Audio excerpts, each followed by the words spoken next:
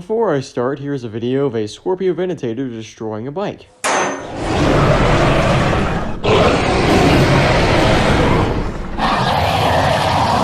Okay, just wanted to show you that video before we move on to the darker stuff. Hello and welcome to the 24th episode of Ingen Dinosaur Profile, and in today's topic we're going to be talking about another hybrid conspiracy, but this one has become a little bit more well known in recent years, the Scorpios Rex. This is an alleged hybrid dinosaur, but with that being said, there is a lot of evidence behind it. But let's start very simply, what is the Scorpios Rex? According to multiple testimonies, the Scorpios Rex is a hybrid dinosaur that was originally going to be the Indominus Rex and was originally going to be the first ever hybrid put into Jurassic World. And there is more known about it, but all of it is due to the Reddit r/Ingen corruption, which I have literally explained like 3 other times in this show. Just go watch any other episode and there's a good chance that you probably have it in there. But several employees went on to talk about the Scorpios Rex and gave us a few details about it. Like, for example, it actually had poisonous darts in its tail that it could chuck at people. These quote-unquote poisonous quills would shoot out of its tail at any target that could either be used as prey or maybe as a way to defend itself. But due to the Scorpios Rex having a very aggressive nature, people actually had to make an anti-venom for these quills, which was used several times. In fact, Henry Wu even at one point had to use this anti-venom apparently. There is also an alleged video where Henry Wu states that the Scorpios Rex was favored out for the Indominus Rex because it's quote-unquote too ugly. And thanks to a few animators who also happen to be ex-Ingen employees, yeah, we can get a pretty good depiction of how ugly this guy was. Apparently, this creature would have angry fits of rage at times, which would cause it to break out of containment and on several occasions kill other employees. In fact, it got so bad that the animal actually had to be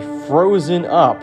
Yes, frozen, like the Walt Disney type frozen. And according to the employees, this strategy actually worked really well. Either way, due to Mount Saibo, the E750, as it's also called, is dead now, so that's good. What's not so good is how, according to some sources, the E750 could very easily asexually reproduce. To put this into perspective, a very deadly hybrid that is known for being incredibly aggressive could reproduce without needing a partner whatsoever. So obviously the Masrani Foundation and Ingen got a lot of complaints about this, to which Ingen completely denied ever making such a thing, and they completely and utterly swept it under the rug and never mentioned it outside of one statement denying it. So this is why I say allegedly, because it's really unknown if they're telling the truth or not. But there's one last thing to mention when it comes to the Scorpios Rex. According to one user, there is not one, there's not 2, but there's actually 3 varieties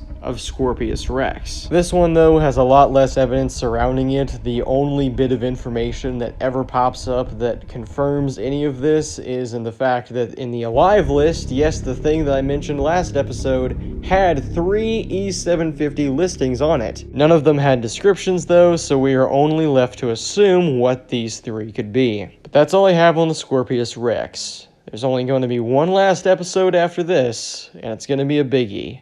An ultimate episode. And remember, if something chases you, run.